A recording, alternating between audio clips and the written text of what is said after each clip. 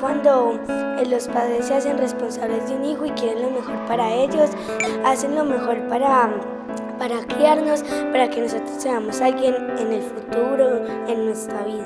La finalidad de la crianza es formar seres autónomos, con capacidad de tomar sus propias decisiones. Es donde los padres le enseñan a uno a ser una persona de bien cuando sea grande. Nos van inculcando valores, nos van inculcando formas de pensar más abiertas para nosotros poder lograr tomar decisiones en la vida.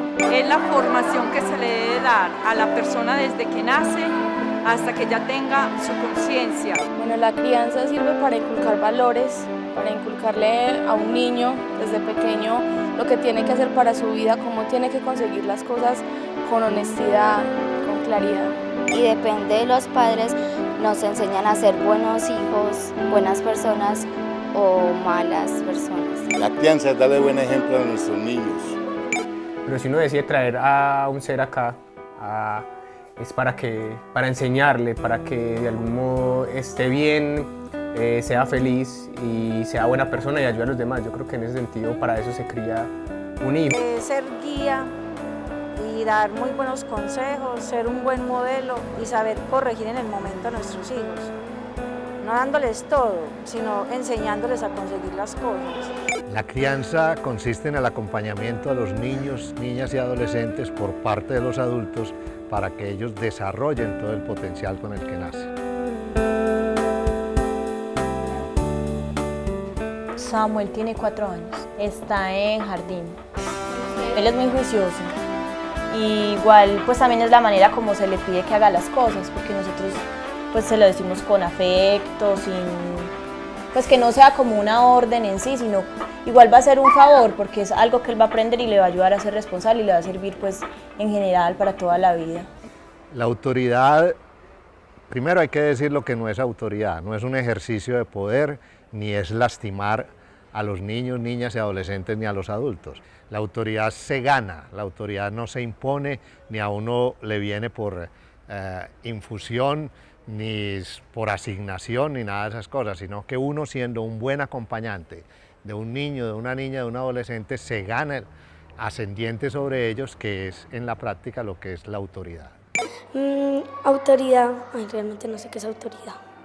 La autoridad es como las normas en la familia, en las normas que uno debe cumplir. Entonces la autoridad en la práctica consiste en saber poner límites, límites que se deben poner desde el mismo día en que nace un niño o una niña, en saber imponer o consensuar normas según sea la edad de los niños, de las niñas o de los adolescentes, y en general en orientar en ese acompañamiento para conseguir los objetivos de la crianza. Autoridad es como hacer que alguien haga las cosas pero con respeto, dirigirse a él con respeto.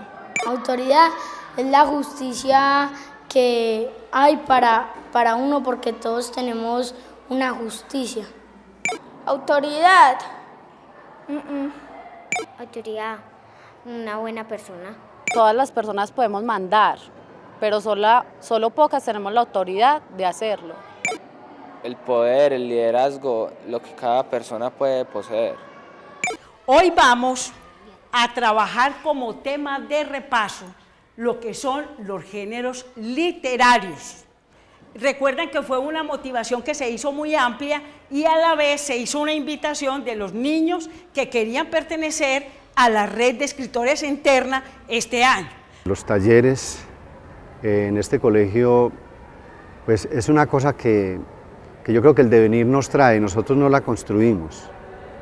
Yo digo que nunca pensamos vamos a hacer esto, utilicemos esta estrategia, sino que la cosa fue tejiéndose desde una historia inicial con un estudiante que fue el que nos marcó este panorama. Curiosamente fue un estudiante que estuvimos a punto de expulsar del colegio. Un estudiante que se negó a hacer lecturas de los libros clásicos, puntualmente del Quijote, y más que eso, a hacer una escritura, un informe de lo que estaba leyendo. Eso se da en 1991. Y prácticamente el grueso de la lectura y la escritura empieza en 1996. Fueron muchos años para que se fuera derritiendo lentamente en los maestros, yo diría dos cosas: la enseñanza y el autoritarismo. Eso fue lo que fue surgiendo a partir de, digamos, de esta pregunta que hicieron los estudiantes.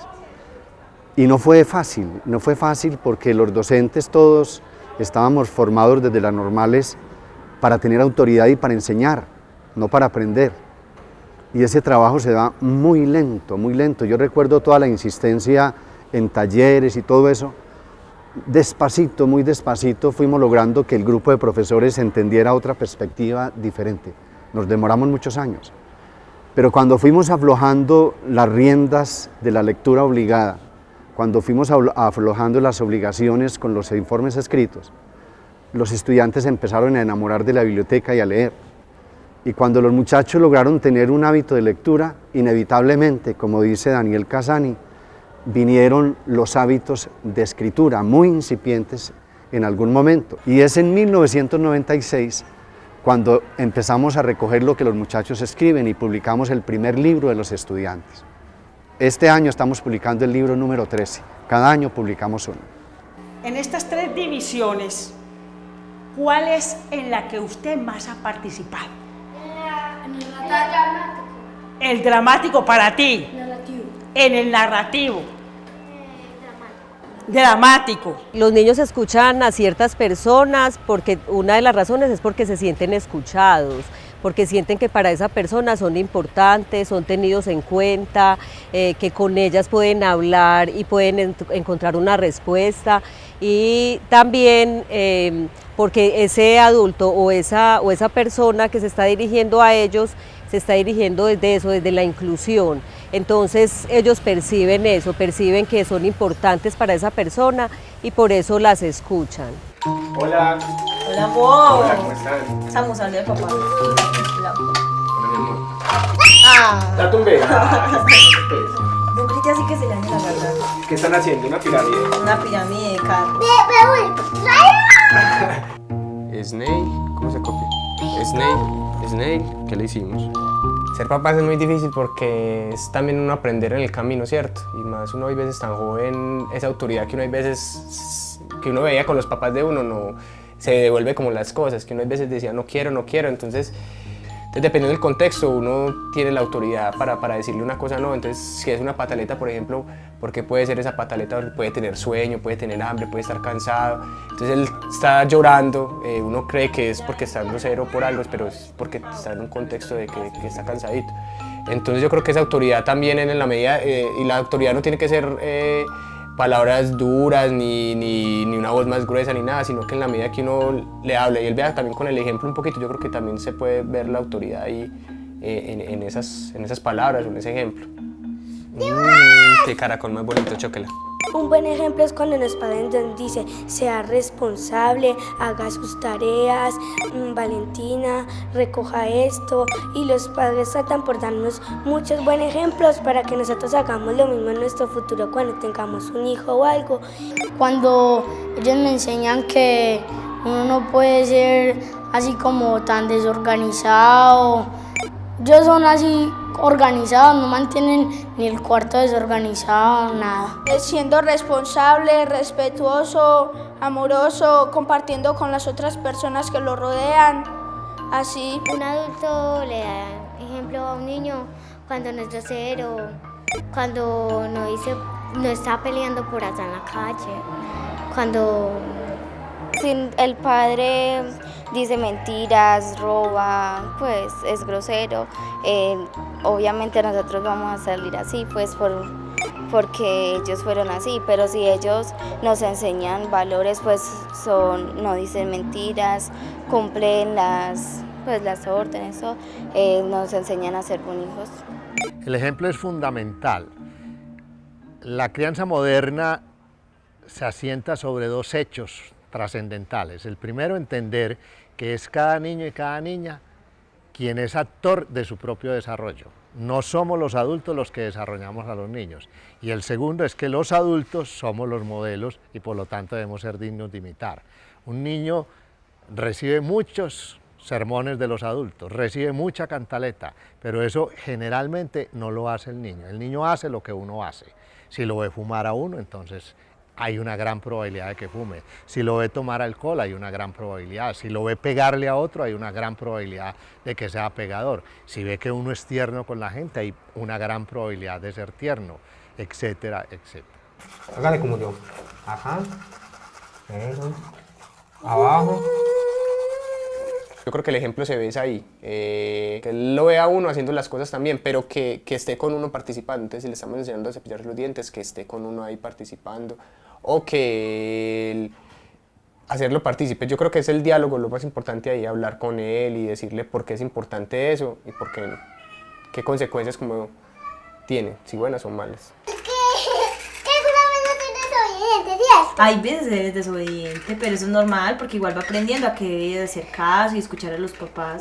Porque le explicamos pues que todo tiene como una consecuencia, entonces si hace tal cosa, entonces va a aprender Samuel, va a ser un niño grande, pues como que siempre le ayudamos a que la autoestima le suba a medida que va aprendiendo y le vamos dando como esas responsabilidades. Entonces yo creo que por eso él es tan obediente. Pues ahí, como dijo, hay veces como que se le va la paloma, pero en general es un niño muy juicioso, colabora mucho, y yo creo que es por eso, porque le hablamos bien, se le explica pues que si aprende a hacer cierta actividad va a recibir cierto beneficio, pero no pues un beneficio material, una moneda, un dulce, sino que le va a servir a él para ser un niño más grande y para tener más confianza, porque a mí eso me parece pues muy...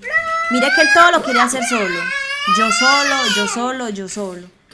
Entonces a mí me parece muy bueno eso, y yo creo que es por eso, porque le decimos qué consecuencias positivas y negativas tiene hacer tal actividad o tal actividad. Lo que uno enseña a sus hijos es algo que uno ya conoce, sabe qué implicaciones tiene, en qué te va a ayudar, entonces la transmisión resulta también más amena, y para los niños puede resultar también más grato acoger la propuesta que un padre o una madre les hace, en vista que se lo están presentando como algo que ellos ya lo han vivido o lo siguen viviendo y que le trae buenos resultados en su vida. Los maestros, los directivos docentes, yo como rector, los coordinadores, por nuestro oficio inevitablemente estamos formando, inevitablemente. La pregunta es, ¿qué formamos? ¿Qué es lo que llega a los estudiantes? Y lo primero que llega a los estudiantes no es lo que nosotros enseñamos en un aula, lo que decimos con un discurso, con un escrito, lo que sea, no. Lo primero que le llega al estudiante es la forma, el modo, como ven que se mueve su rector, su coordinador y su maestro. O sea, es la coherencia del propio maestro la que primero enseña. Ese es un reto. Entonces pensamos que ahí está la gran dificultad precisamente de eso del oficio de nosotros, que yo lo considero el más complicado y el de más responsabilidad, como ser papá o como ser mamá.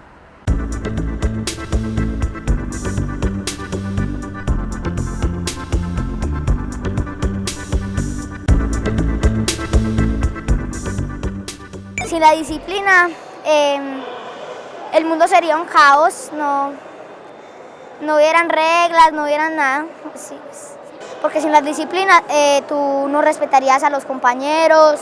Sin disciplina no prestaríamos atención, y si no prestamos atención no saben de qué están hablando, entonces no aprenderíamos. Pues cumplir en los entrenamientos, pues ser responsable, pues digamos que a uno le piden que colabore en algo, pues ser disciplinario, llegar temprano, ser puntual, yo no sé qué más. La disciplina para mí es algo importante en Hapkido porque con ella uno está más concentrado, con ella uno puede entender más fácil lo que le explican.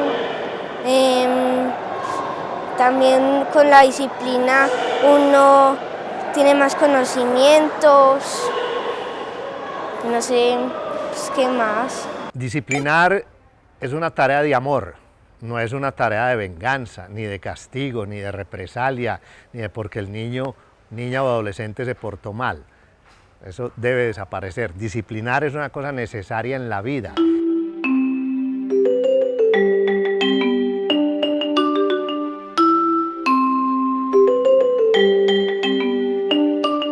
Nosotros le enseñamos a ser responsable delegándole como tareitas, es eso. Pues por ejemplo, él ya sabe que al llegar del colegio se debe quitar el uniforme, debe poner la ropa en la lavadora, pues como enseñándole algunos hábitos, así se le enseña a ser responsable, no sé. Cuando nosotros vigilamos, el estudiante está prevenido, tiene rabia, se siente incómodo, pero cuando nosotros le hacemos sentir al estudiante que realmente lo estamos acompañando de una forma respetuosa y relajada, creamos el afecto. Y cuando uno ha creado el afecto, las posibilidades de que venga el aprendizaje son muy posibles. Con lo de la lectura y la escritura, nosotros empezamos desde el preescolar. Y yo tengo la convicción que ese trabajo debe empezarse no desde el preescolar, sino desde el vientre. Porque en la experiencia que nosotros tenemos, cada quien lo puede recordar por su entorno familiar, ningún niño, incluso antes de ir a la escolaridad, dice que no sabe leer o que no sabe escribir. Tú le dices a cualquier niño, por pequeño que sea, léeme aquí y él te lee. Puede que tenga el libro al revés, pero te lee. Y si tú le das una hoja o le permites que lo haga en la baldosa, el niño te va a escribir y te va a hacer un cuento completo. Y entonces, una vez que él hace ese garabato, el adulto lo que tiene que decirle es, dime qué has escrito, y él te va a contar algo que él ha escrito. Eso hacemos en el preescolar. Un niño se encontró una sombrilla. Cuando la abrió, empezó a llover y se fue subiendo y subiendo. Y vio una nube, un cohete, un barco y un avión. Cuando se encontró la tirita, fue bajando. Llegó a la tierra, tiró la sombrilla y otro niño la cogió. Es una historia. ¿Quién me quiere decir cuál es la primer norma del preescolar?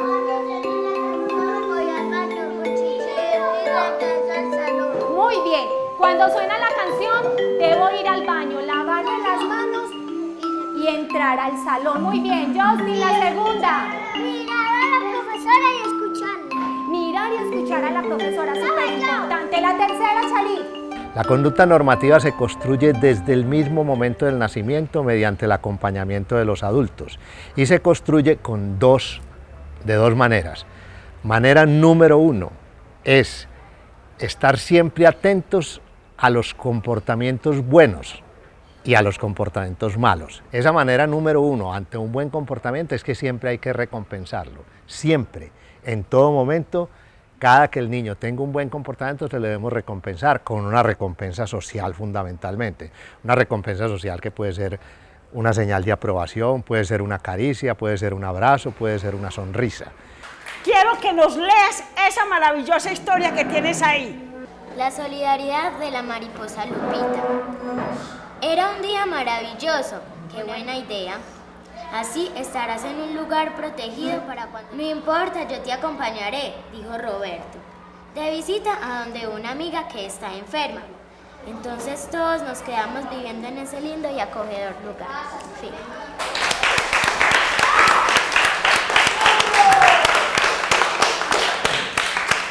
¡Qué cuento tan maravilloso, María! Y estar, la segunda, muy atentos al mal comportamiento. Y todo mal comportamiento, corregirlo, no castigarlo. La palabra castigo debería desaparecer del lenguaje de los adultos. Entonces, en todo momento, hacer la corrección de esos malos comportamientos. Tanto en la corrección de los malos comportamientos como en la recompensa de los buenos comportamientos, los adultos solemos funcionar por medio del control coercitivo. Es decir, todo depende de lo que nosotros pensamos y no nos importa para nada el niño. Nos ofuscamos porque tiene un mal comportamiento e inmediatamente recurrimos al castigo, generalmente de tipo físico. Eso es el control coercitivo.